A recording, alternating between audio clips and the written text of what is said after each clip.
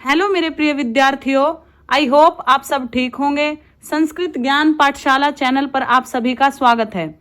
आज हम कक्षा 8 की पुस्तक रुचिरा तृतीय भागः का दूसरा पाठ पढ़ेंगे, जिसका नाम है बिलस्य वाणी न कदापि में श्रुता, अर्थात बिल की वाणी में मेरे द्वारा कदापि कभी भी श्रुता न सुनी नहीं गई। यह पाठ विष्णु शर्मा जी द्वारा रचित है और पंचतंत्र कथा ग्रंथ से लिया गया है।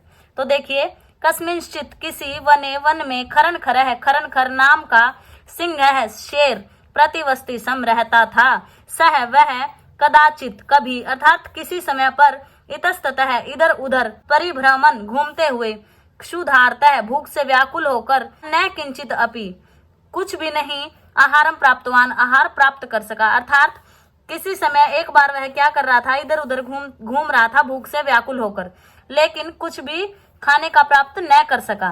ततः फिर सूर्यास्त समय में एकाम महतीम गुहाम एक बहुत बड़ी गुहाम अर्थात गुफा को दृष्टवा देखकर उसने सोचा, नूनम निश्चय से ही एतस्याम गुहायाम इस गुफा में रात्रौ रात को कोपि जीव आगच्छति कोई जीव आएगा। अतः इसलिए अत्र एव यहाँ ही निगूढ़ो भूतवा छुप कर तिष्ठामि बैठ जाता हूँ, वहीं पर बैठ जाता है। तो आगे देखिए, एतस्मिन् अनंतरे गुहायाम स्वामी दधि पुच्छः नामक श्रीगालः समागच्छत्। इसी बीच गुफा का स्वामी दधिपुच्छ नाम का जो गीदड़ है वो वहां आया। स च यावत पश्यति तावत सिंह पद्धति गुहायाम प्रविष्टा दृश्यति। वह जहां तक पश्यति देखता है तावत वहां तक सिंह पद्धति शेर के पैरों के निशान गुहायाम गुफा में प्रविष्टा दृश्यते प्रवेश होते दिखाई दे रहे हैं। न च बहिर आगता लेकिन बाहर आते हुए नहीं। श्रीगालः अचिंत्यत श्रीगाल ने अर्थात गीदड़ ने सोचा, अहो अरे विनिष्टो अस्मि मैं तो मारा गया। नूनम निश्चय से ही अस्मिन बिले इस बिल में सिंह है शेर अस्ति इति है तर्कयामी ऐसा सोचता हूँ, ऐसा सोच रहा है वो। तत् किम करवाणी तत् अब किम करवाणी क्या करना चाहिए। एवं विचिंत्य यह सोचकर देखो क्या करता है, दूरस्थ है दूर से ही रवम कर तुम आरब्ध है दूर से ही रव अर्थात आवाज करनी शुरू कर दी। बिल भोबिल हे बिल किम न स्मर्शी क्या तुम्हें याद नहीं है। यत मया की मया मेरे द्वारा तव्या तुमको सह समय कृतो अस्ति। यत यदा अहम बाह्यतः प्रति आगमिष्यामि तदा त्वं माम आकारयिष्यसि। क्या है कि भोबिल गुफा को बोल रहा है कि हे गुफा क्या तुम्हें याद नहीं है कि मैंने तुम्हारे साथ समझौता किया था। यत की यदा अहम जब मैं बाह्यतः बाहर से प्रति आगमिष्यामि वापिस आऊंगा तब त्वं माम तुम मुझे आकारयिष्यसि तुम मुझे पुकारोगी। यदि त्वं माम न आहव्यसि तरहि अहम द्वितीयम बिलम यास्यामि इति। यदि तुम मुझे नहीं पुकारोगी तो मैं दूसरी गुफा में या दूसरे बिल में चला जाऊंगा।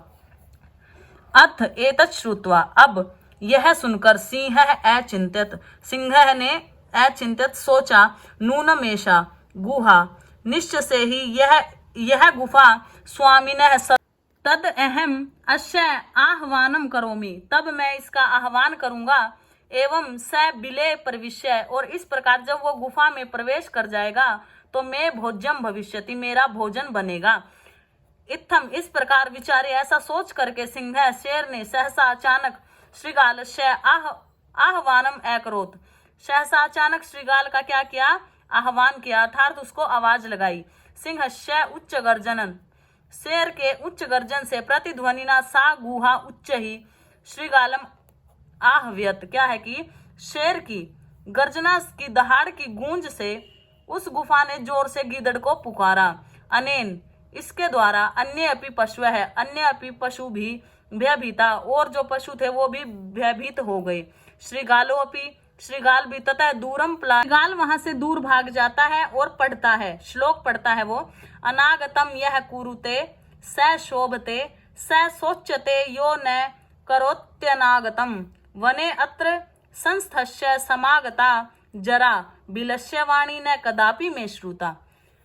अनागतम यह जो अनागतम आने वाले दुख का कुरुते स शोभते दुख का समाधान कर लेता है वही सुखी रहता है। जो न करोति आने वाले दुख के बारे में समाधान नहीं करता है वह दुखी रहता है। वने अत्र संस्थस्य वन में रहते रहते मैं बूढ़ा हो गया। जरा समागता जरा आ गया था तो बुढ़ापा आ गया। मेरे द्वारा कभी भी बिल की वाणी नहीं सुनी गई। अर्थात जो आने वाली विपदाओं के बारे में पहले ही सोच लेता है वह सुखी रहता है और जो नहीं सोचता है वह दुखी रहता है। और मेरे द्वारा इस वन में रहते हुए बुढ़ापा हो गया, मेरे में बुढ़ापा आ गया, मैंने कभी भी बिल की वाणी नहीं सुनी। धन्यवाद। आई होप आपको समझ में आया होगा ये लेसन। बिलस्य वाणी में कदापि न श्रुता। धन्यवाद।